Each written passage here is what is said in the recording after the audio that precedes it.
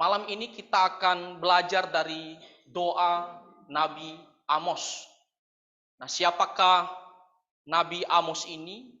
Nah, kalau kita melihat di Amos pasal pertama, di situ dikatakan Amos adalah seorang peternak domba. Dan kalau kita melihat lebih jelasnya nanti di pasal 7 ayatnya yang ke-14, di situ dikatakan seorang peternak dan juga pemungut buah arah hutan. Dan Amos ini dikatakan berasal dari Tekoa. Nah, kalau kita melihat di peta, di internet, Tekoa itu berasal atau berada di posisi Yudea, di bagian selatan. Dan kalau kita melihat jaraknya dengan Bethlehem, itu sekitar 8 km saja antara Tekoa dengan Bethlehem. Saya coba ambil perbandingan dengan daerah kita di sini, kira-kira dari Gapi Batam ke Mall Botania 2, 8 km jaraknya. Jadi ketika kita melihat Tekoa itu dekat dengan Bethlehem ya, sekitar 8 km saja. Dan di sini Nabi Amos dia berasal dari Yudea sesuai dengan tempatnya, tetapi menariknya dia dipanggil untuk bernubuat secara khusus, bukan untuk kerajaan selatan, tetapi dipanggil untuk bernubuat di kerajaan Israel utara. Nah, kalau kita melihat di situ dia melayani pada zaman Raja Yerobeam II, ya, anak Yoas. Dan Nabi Amos ini hidup sekitar pada tahun 760 sebelum Masehi. 760 sebelum Masehi itu berarti dia sejaman dengan Nabi Hosea, Nabi Yoel, dan juga Nabi Yesaya. Lalu Nabi Amos dipanggil untuk bernubuat bagi kerajaan Israel bagian utara. Kita mau melihat apa yang terjadi di kerajaan Israel bagian utara. Bagaimana kondisi kerohanian mereka, kondisi sosial mereka. Kenapa Tuhan panggil atau pakai Nabi Amos untuk pergi bernubuat kepada kerajaan Israel bagian utara. Nah, kita tahu setelah kerajaan Israel itu terpecah menjadi dua, maka Israel bagian utara secara khususnya tidak ada raja yang baik yang terdapat ya sepanjang sejarah mereka. Dan kita melihat bagaimana Israel utara itu mereka pergi menyembah berhala. Dan secara iman tentunya mereka tidak setia lagi kepada Tuhan Allah Israel. Lalu bagaimana dengan kerohanian mereka, sosial mereka? Kita melihat pada zaman Nabi Amos, sebenarnya kerajaan Israel utara itu dalam keadaan makmur. Tetapi makmurnya itu hanya khusus kepada orang-orang yang kaya saja. Orang-orang yang memiliki jabatan tinggi. Lalu bagaimana dengan orang-orang miskin, orang-orang yang biasa saja? Mereka mendapat ketidakadilan, penindasan terhadap orang-orang yang lemah. Kita bisa membaca di pasal 2, di situ bagaimana Tuhan memberitahu ya, kejahatan orang Israel bagian utara. Di situ dikatakan ya, mereka menginjak kepala orang lemah ke dalam debu. Jadi sudah miskin, tidak berdaya, bukan hanya mereka rugikan saja, tetapi mereka tindas. Ya, dikatakan ya, mereka injak kepala orang lemah ke dalam debu. Dan tentunya siapa yang punya uang, siapa yang punya kuasa, maka dialah yang benar. Lalu bagaimana dengan rakyat biasa? Mereka belokkan ya, keadilan itu, mereka tidak menegakkan kebenaran. Orang lemah tidak ada uang, otomatis dia akan kalah. Ya, mau dalam hal urusan apapun, ataupun dalam pengadilan, pasti dia tidak akan menang. Ya, dia tidak akan mendapatkan hak yang sesungguhnya. Di sini dikatakan oleh firman Tuhan, mereka membelokkan jalan orang sengsara.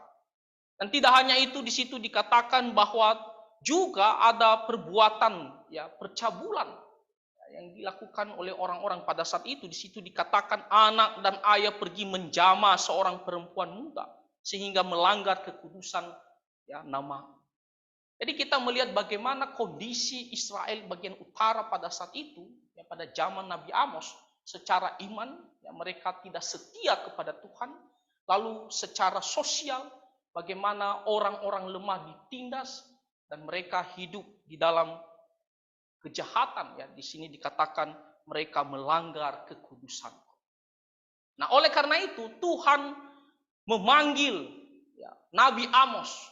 Dan kalau kita melihat Nabi Amos ini sebenarnya bukanlah seorang yang berasal dari golongan nabi, ya. Makanya dikatakan di Amos pasal 7 ayatnya yang ke-14, ya, dia ini bukan berasal dari golongan nabi atau termasuk dari golongan nabi. Tapi dia hanyalah seorang peternak, seorang ya rakyat biasa saja. Dipanggil Tuhan untuk pergi bernubuat kepada Israel bagian utara. Lalu di pasal 7 yang kita bacakan tadi, apa yang diperlihatkan Tuhan kepada Nabi Amos? Nah, di situ ada dua penglihatan tadi yang kita bacakan, mulai dari pasal 7 ayat pertama sampai yang ke-6. Di situ dikatakan yang pertama, ya, inilah yang diperlihatkan Tuhan Allah kepadaku. Tampak ia membentuk kawanan belalang pada waktu rumput akhir mulai tumbuh, yaitu rumput akhir sesudah yang dipotong bagi raja. Jadi Nabi Amos diberikan sebuah penglihatan oleh Tuhan. Dan dalam penglihatan itu, dia melihat ada kawanan belalang yang dibentuk oleh Tuhan. Dan belalang ini ya, dibentuk oleh Tuhan untuk ya makan rumput akhir yang mulai tumbuh. Dan dikatakan ya rumput akhir sesudah yang dipotong bagi raja. Maksudnya adalah bahwa rumput ini ya sebelumnya sudah dipotong untuk raja, untuk keperluan raja. Lalu yang tumbuh lagi atau yang sisanya Tuhan bentuk kawanan belalang untuk menghabisi rumput tersebut. Nah, ini berbicara tentang ya ladang ataupun hasil tanaman orang-orang Israel bagian utara. Bagaimana hasil ladang mereka pertama, mereka harus berikan kepada raja, kepada istana sebagai pajak ya untuk keperluan mereka. Lalu bagaimana dengan sisanya? Tuhan akan mendatangkan hukuman untuk membasmi hasil ladang tersebut sehingga terjadi apa? Terjadi kelaparan bagi Israel utara. Walaupun pada saat itu kondisi mereka ya, lagi dalam kejayaan, tetapi akan datang penghukuman daripada Tuhan, yaitu kelaparan bagi negeri. Makanya Tuhan mengatakan, ya, dia bentuk belalang untuk menghabisi rumput yang sisa itu. Lalu ketika Nabi Amos melihat penglihatan itu, apa tanggapan dari Nabi Amos? Nah, di ayat yang kedua dikatakan ketika belalang mulai menghabisi tumbuh-tumbuhan di tanah. Artinya belalang itu sudah mulai ya pergi makan rumput itu. Dan sebelum semuanya habis, Nabi Amos lalu berkata kepada Tuhan. Apa kata Nabi Amos? Tuhan Allah, berikanlah kiranya pengampunan. Nah, dalam bahasa Indonesia kurang menjelaskan atau menekankan tentang bagaimana Nabi Amos sungguh-sungguh berdoa memohon belas kasihan Tuhan. Di dalam bahasa Inggris lebih jelas penekanannya, situ dikatakan Tuhan Allah berikanlah kiranya pengampunan. Aku mohon padamu. Aku mohon padamu. I beseech thee. Jadi aku memohon padamu. Jadi kita melihat bagaimana Nabi Amos sungguh-sungguh dia meminta kepada Tuhan supaya belalang itu tidak menghabisi rumput yang sisa itu. Supaya Tuhan berbelas kasihan. Di sini dikatakan, berikanlah kiranya pengampunan. Pengampunan kepada siapa? Kepada Israel. Khususnya Israel bagian utara. Artinya janganlah murka terhadap mereka. Tuhan ampunilah mereka, maafkanlah mereka, berbelas kasihanlah kepada mereka. Jangan sampai mereka mati kelaparan. Makanya di sini dikatakan di kalimat selanjutnya, bagaimanakah Yakub dapat bertahan? Bukankah ia kecil? Israel bisa saja membanggakan diri, merasa hebat. Tapi sesungguhnya Israel itu adalah bangsa yang kecil yang tidak berdaya tanpa Tuhan. Tanpa Tuhan, Israel itu bukanlah siapa-siapa. Kalau Tuhan sudah murka terhadap mereka, Tuhan menghukum mereka, siapa yang bisa bertahan? Bagaimana bisa Israel akan bangkit kembali? Tidak akan bisa. Makanya di sini dikatakan oleh Nabi Amos, bagaimanakah Yakub dapat bertahan? Tuhan, ampunilah mereka. Janganlah murkamu menyala-nyala dan menghabisi mereka. Sampai mereka nantinya akan mendapat kesengsaraan luar biasa, kelaparan di seluruh negeri, khususnya Israel bagian utara. Lalu bagaimana tanggapan Tuhan terhadap doa Nabi Amos? Kita melihat Tuhan adalah pribadi yang penuh kasih. Ketika Nabi Amos dia benar-benar memohon pengampunan daripada Tuhan.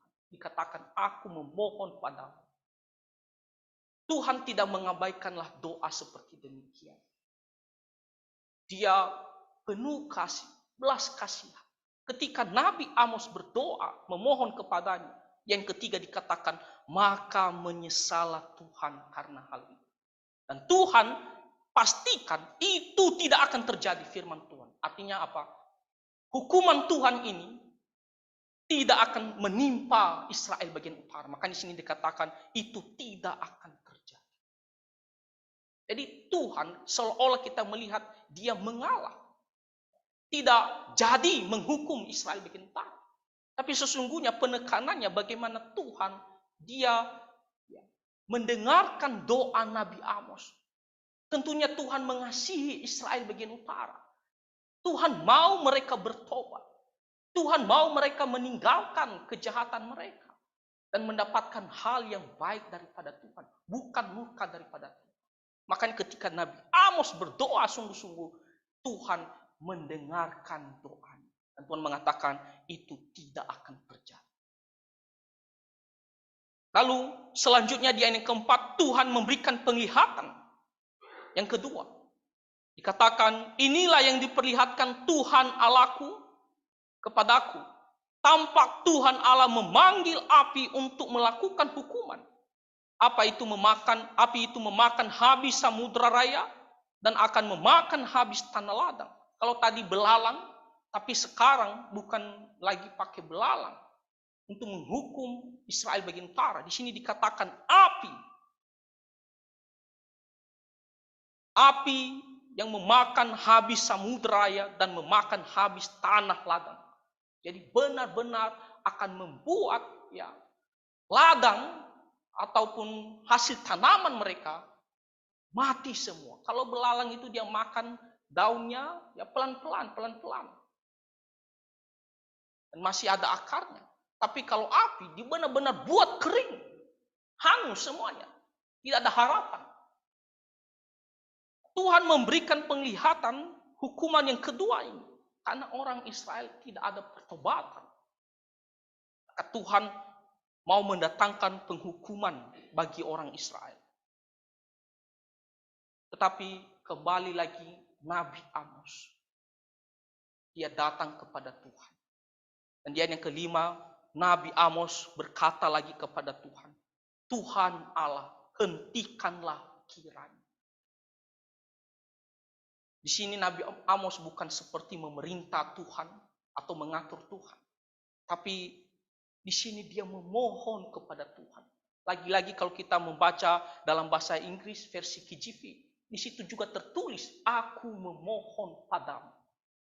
Jadi di sini Nabi Amos, dia sedang berdoa kepada Tuhan. Dan memohon belas kasihan Tuhan agar rencana Tuhan untuk menghanguskan ataupun menghukum orang Israel dengan hasil tanamannya habis semua. Agar Tuhan tidak melakukan. Dikatakan di sini, hentikanlah kiranya. Jangan sampai terjadi. Aku memohon kepadamu. Dikatakan Tuhan Allah, hentikanlah kiranya. Dan masih sama, Nabi Amos mengatakan, bagaimanakah Yakub dapat bertahan? Bukankah ia kecil? Sekali lagi, kalau Tuhan sudah menghukum Israel, maka Israel tidak akan bisa berbuat apa-apa. Siapa yang bisa membangkitkan mereka? Hanya Tuhan yang bisa membangkitkan mereka. Mereka pun bisa ada sejak dari tanah Mesir sampai tanah Kanaan. Itu karena kuasa Tuhan. Kalau bukan kuasa Tuhan, mereka itu tidak akan bisa berbuat apa-apa. Dalam peperangan sepanjang sejarah Israel, mereka bisa menang karena tangan Tuhan. Mereka bisa bertahan hidup di tengah-tengah bangsa tanah Kanaan karena tangan Tuhan. Mereka bisa memiliki hasil tanaman, hasil ladang yang bagus karena Tuhan berkati mereka. Jadi kalau Tuhan sekarang menghukum mereka, bagaimana mereka bisa bangkit? Bagaimana mereka bisa bertahan? Sesungguhnya mereka bangsa yang tidak berdaya. Makanya Nabi Amos, dia kembali lagi memohon kepada Tuhan. Tuhan, hentikanlah. Janganlah murkamu itu benar-benar terjadi terhadap mereka. Lagi-lagi Nabi Amos memperlihatkan bagaimana dia datang berdoa untuk kebaikan bagi bangsa Israel Utara. Supaya mereka tidak dimurkai oleh Tuhan.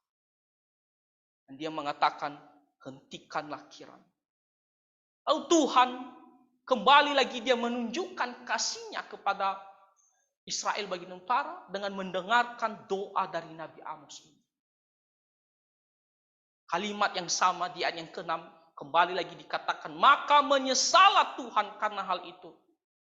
Dan Tuhan menjamin atau memastikan bahwa penghukuman yang Tuhan rencanakan ini, itu penglihatan yang kedua ini, tidak akan terjadi. Di sini dikatakan, itu pun tidak akan terjadi. Tuhan kembali lagi menunjukkan belas kasihannya. Karena dia mengasihi Israel. Dia sayang kepada bangsa Israel. Tuhan tidak menginginkan kematian Israel, kehancuran Israel. Tuhan menginginkan supaya mereka bisa hidup. Tuhan menginginkan agar mereka bisa bertobat. Dan Tuhan mengasihi mereka. Dia kembali memberikan kasihnya kepada Israel. Dan dia mendengarkan doa Nabi Amos ini. Tetapi apa yang terjadi, saudara-saudara, kalau kita membaca di ayat-ayat selanjutnya, Tuhan memberikan lagi penglihatan yang ketiga. Kenapa? Karena Israel, khususnya Israel Utara, tidak ada pertobatan. Ketika tidak ada pertobatan, maka Tuhan harus memberikan penghukuman bagi mereka. Kita melihat bagaimana puncak murka Tuhan kepada Israel bagian utara pada tahun 722 sebelum Masehi. Bangsa Asyur datang memerangi dan menghancurkan Israel bagian utara. Kenapa? Karena tidak ada pertobatan. Nah, jadi apa yang menjadi sebuah pelajaran bagi kita dari doa Nabi Amos ini? 2 kali Tuhan memberikan penglihatan adalah sebuah murka Tuhan kepada Israel bagian utara. Tapi 2 kali juga Nabi Amos dia memohon belas kasihan Tuhan, memohon pengampunan Tuhan kepada Israel bagian utara. Dan firman Tuhan mengatakan Nabi Amos dia sangat memohon kepada Tuhan. Ini adalah doa yang sungguh-sungguh dinaikkannya kepada Tuhan. Bukan doa biasa saja yang dia sampaikan kepada Tuhan dengan hati biasa saja. Tapi dia benar-benar merendahkan diri dan berharap kepada Tuhan. Makanya dikatakan, aku memohon padamu. Seringkali kalau kita sedang membutuhkan sebuah bantuan, tidak ada jalan keluar. Dan orang ini satu-satunya harapan kita. Bagaimana sikap kita dalam memohon bantuan orang tersebut? Kita pasti akan merendahkan diri, aku mohon padamu. Ya, hanya kepadamu saya berharap, tak ada lagi jalan keluar. Hati kita ya, sangat berharap kepada pertolongan itu. Demikian juga Nabi Amos. Dia sangat berharap di dalam hatinya. Dia berdoa supaya Tuhan tidak menghukum bangsa Israel, khususnya bagian utara. Nah, ini adalah sebuah pelajaran bagi kita. Ketika kita berdoa, maka doa yang Tuhan dengarkan adalah doa yang penuh kesungguhan hati. Penuh pengharapan. Jangan berdoa, ya kalau Tuhan jawab, ya syukur. Kalau Tuhan tidak jawab, ya sepertinya masih ada jalan keluar. Itu bukan doa yang Tuhan kehendaki. Ketika kita berdoa, kita harus ya memiliki sikap bahwa inilah harapan kita satu-satunya. Kita sangat berharap seperti seorang terdesak kepada Tuhan. Tuhan, aku memohon padamu. Tuhan melihat kesungguhan hati kita. Manusia tidak bisa melihat kesungguhan hati kita ketika kita berdoa. Bisa saja kita berdoa, lalu orang lihat, oh dia berdoa. Tapi Tuhan melihat bagaimana kesungguhan hati kita ketika kita meminta sesuatu. Apakah kita ini sungguh-sungguh meminta, berharap kepada Tuhan? Atau sesungguhnya itu hanya seperti biasa saja? Tuhan melihat. Apapun yang kita doakan, apapun yang kita minta, janganlah berdoa hanya sekedar menyampaikan saja. Tapi tunjukkan kepada Tuhan bahwa apa yang kita minta ini adalah sungguh-sungguh dari hati kita dan kita memohon berharap Tuhan mendengarkan doa kita. Tuhan yang penuh kasih. Ketika kita berdoa dengan sungguh-sungguh, Tuhan akan mendengarkan. Tuhan akan menjawab karena Dia adalah Allah yang penuh kasih. Ketika anak-anaknya datang memohon kepadanya, Dia tidak akan mengabaikan kita begitu saja.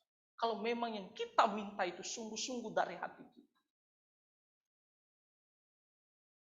Lalu berdoa sesuai dengan kehendak Tuhan.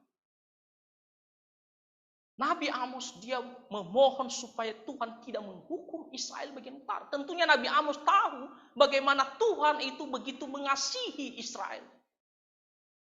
Sejahat-jahatnya Israel, kita melihat sepanjang sejarah yang diceritakan oleh Alkitab, kasih Tuhan tidak pernah berubah kepada mereka. Meskipun mereka dibuang 70 tahun ke negeri asing, dan nanti kita melihat juga waktu tahun 70 masih Tuhan juga menghancurkan Israel ribuan tahun. Tapi pada akhirnya Israel juga masih ada sekarang. Kasih Tuhan tidak pernah berubah kepada mereka. Dan tentunya kehendak Tuhan adalah supaya Israel ini selamat hidup, tidak hancur, tidak binasa. Tuhan tidak menginginkan kematian mereka, kehancuran mereka. Jadi Nabi Amos tahu ya apa yang menjadi kehendak Tuhan. Makanya ketika dia berdoa Tuhan ampunilah mereka. Tentunya ini adalah doa yang sesuai dengan kehendak Tuhan. Karena pada dasarnya Tuhan mengasihi Israel dan Tuhan tidak menginginkan kematian, kehancuran mereka.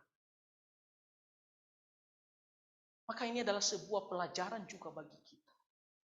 Ketika kita berdoa, maka kita harus pikirkan dulu, apakah doa saya ini adalah sesuai dengan kehendak Tuhan? Atau semata-mata hanya untuk kepentingan diri kita sendiri. Hanya untuk memuaskan nafsu kita. Kalau Tuhan kasih ini, maka saya ada ya sesuatu yang buat saya puas dengan kepentingan diri saya sendiri. Tapi kita harus nilai apakah ini adalah doa yang Tuhan kehendaki.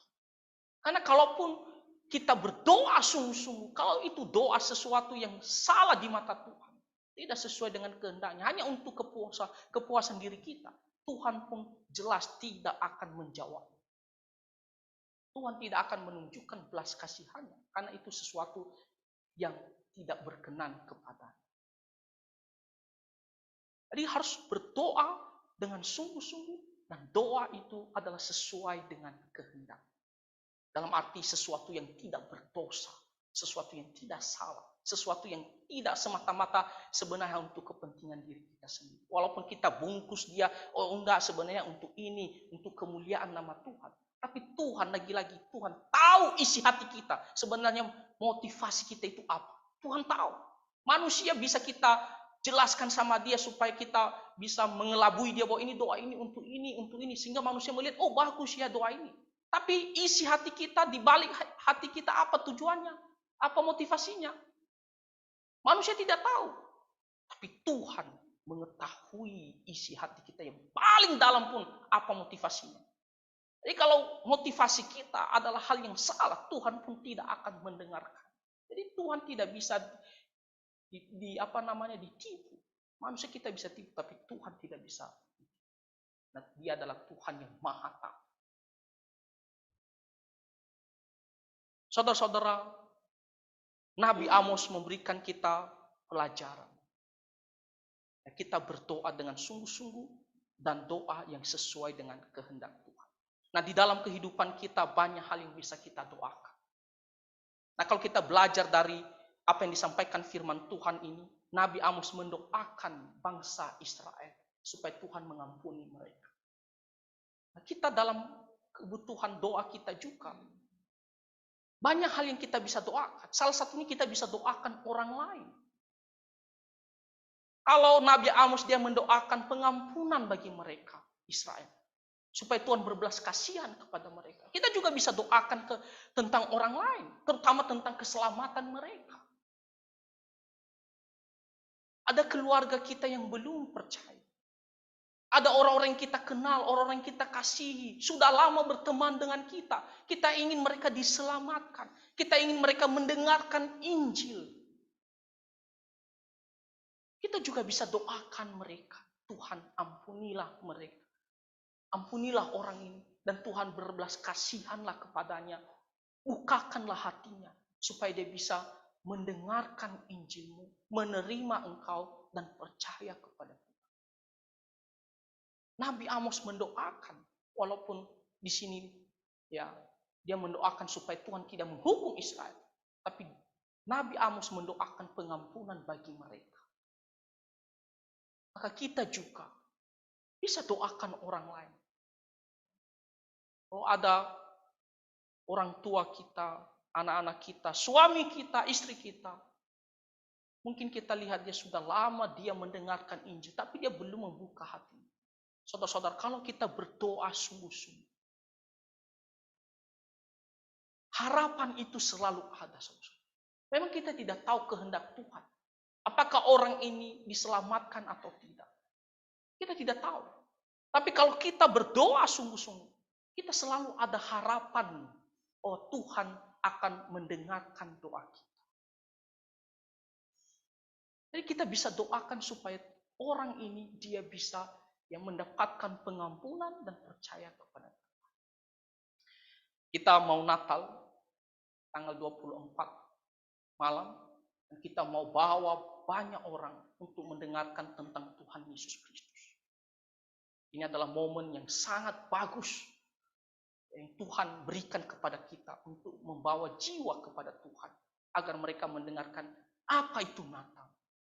Siapakah Tuhan Yesus itu? Maka tentunya kita mulai memikirkan siapa yang kita mau ajak. Kita doakan mereka. Doakan dengan sungguh-sungguh. Kita memohon kiranya Roh Kudus bekerja di dalam hati mereka dan mereka bisa datang dan pada akhirnya percaya kepada Tuhan. Tidak gampang untuk mengajak orang. Tidak gampang. Tante saya ajak berapa kali. Pada akhirnya saya juga yang salah. Dimarahi. Tidak gampang. Tapi kita doakan mereka. Supaya Tuhan berbelas kasihan. Dan ini adalah sesuatu yang Tuhan berkenan. Karena kita doakan sesuatu yang supaya orang ini bisa diselamatkan. Tuhan berkenan supaya setiap orang datang dan diselamatkan. Ini adalah kehendak Tuhan yang pasti. Kita sudah tahu ini adalah benar. Maka mari kita doakan. Supaya orang-orang ini bisa diselamatkan. Tidak hanya dalam hal keselamatan mereka, bahkan ketika kita melihat ada orang lain ya dalam kesusahan, dalam kesulitan atau dalam keadaan sakit, kita juga bisa doakan mereka supaya Tuhan juga berbelas kasihan, melepaskan mereka dari kesulitan. Kita doakan dengan sungguh-sungguh. Tidak hanya mengenai orang lain, kita juga dalam kebutuhan kita sehari-hari, dalam pergumulan kita sehari-hari. Mari kita juga doakan, tetapi doakan dengan sungguh-sungguh memohon kepada Tuhan. Maka harapan itu, kasih Tuhan akan Dia berikan kepada kita kalau kita datang sungguh-sungguh kepadanya. Kalaupun kita ada melakukan dosa, kita melakukan hal yang salah, yang melanggar firman Tuhan, kita berdoa, ampuni saya Tuhan, maafkan saya Tuhan. Kita doakan sungguh-sungguh. Tuhan pun akan mengampuni kita. Jangankan untuk kebutuhan kita, pergumulan kita yang lain. Bahkan ketika kita berbuat dosa pun, kita jatuh ke dalam dosa. Kasih Tuhan tidak pernah tertutup bagi kita. Ketika kita berdoa memohon pengampunan daripada Tuhan. Tapi berdoa sungguh-sungguh dan bertobat sungguh-sungguh. Jangan seperti orang Israel. Walaupun nantinya Tuhan sudah memberikan pengampunan 2 kali. Tetapi pada akhirnya harus Tuhan hukum karena tidak ada pertobatan. Jadi kita berdoa sungguh-sungguh. Kita bertobat juga sungguh-sungguh supaya Tuhan tidak menghukum kita atau memberikan pendisiplinan bagi kita, ganjaran bagi kita.